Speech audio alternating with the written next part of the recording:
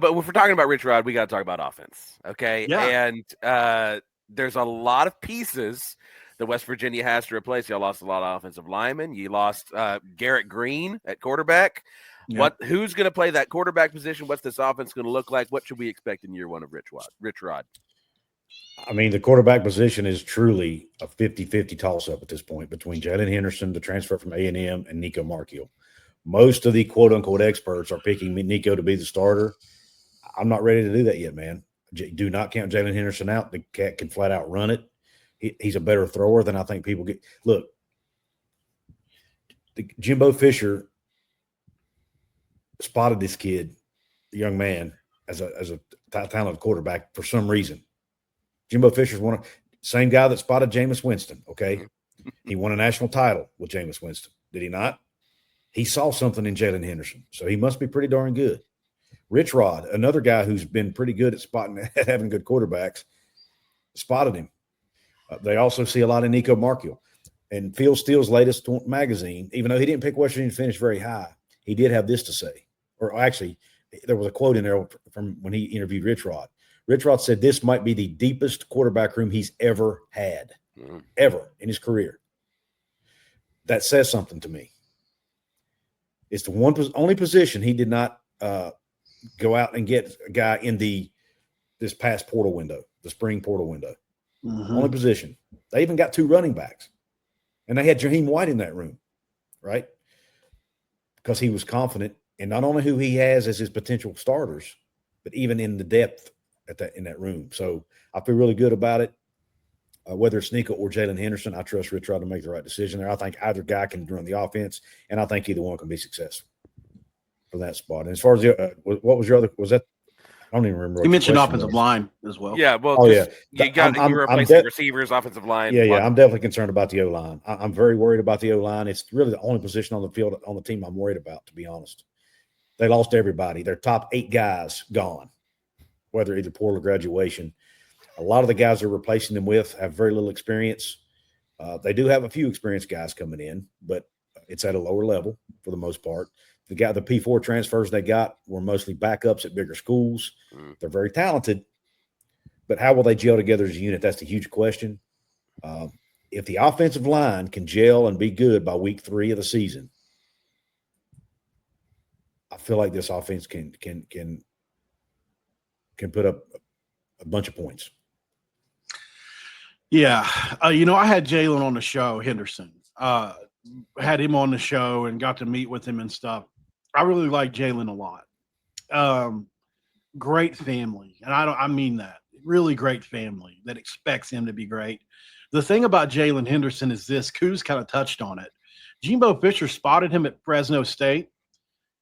The crazy thing about it is, name a time you've ever seen a player transfer up to another school that hadn't played on the other team before. He didn't even play at Fresno State. He was the backup. And he said, "Oh yeah, I want that kid." And then he came up to Texas A&M and was really good in the 7 games that he started until he had a humerus fracture. So, he's got tape out there now and was pretty good at A&M. But yeah, I've said since the beginning too, Couz, I don't count Jalen Henderson out at all, but I also won't count out Nico. Same thing. He's a 4-star kid, right? But anyway, so I don't know how good either one of those guys are going to be overall at the end of the day. But like he said, since we didn't bring anybody in, that's a good sign. On the offensive line, there's a ton of guys. They brought in a ton of guys. We thought we had some starters pre-spring. Post-spring, they brought in another 7 or 8 offensive linemen, which tells us they must not have been very good in the spring or something, right? I don't know. That's the only way I could read into it. You get Carson Lee, you get a Walter Young-Bear, a Kimo Makaniole, a Tykees Crawford, a Michael Clay. They brought in a ton of dudes. Malik Ogbo, Donovan Haslam, all from different levels. 4 guys from the SEC, though, that were either backups or Ogbo was the 6th guy on a Texas team. So I feel pretty good about him. But, there's no gel yet. Like he said, we don't know what they're going to look like. I won't go through every position room because I tend to do that when I get to rambling. But there's a lot of unknowns on this offense. I go back to last year at Jack State again. they put 60 new players on that team. Their running back was a Division II running back out of Limestone College named Trey Stewart, who finished third in the country in the rushing. They had some offensive linemen returning. A couple of those guys went to P5 this year that West Virginia whiffed on. They tried to get them.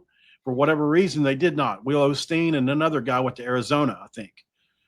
So, they missed on a couple of guys I think they wanted, but I think they got a couple of guys as well. I'm really confident in the receiver room. I like what we brought in there.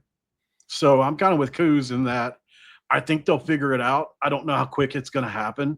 We've got a 2-game stretch, to start the season versus Ohio and Robert Morris to do that, and then it's the backyard brawl. So by week 3, they've got to have some things figured out. They started 0-3 last year at Jack State, and then they won the conference. They won out. They basically won out except for one game.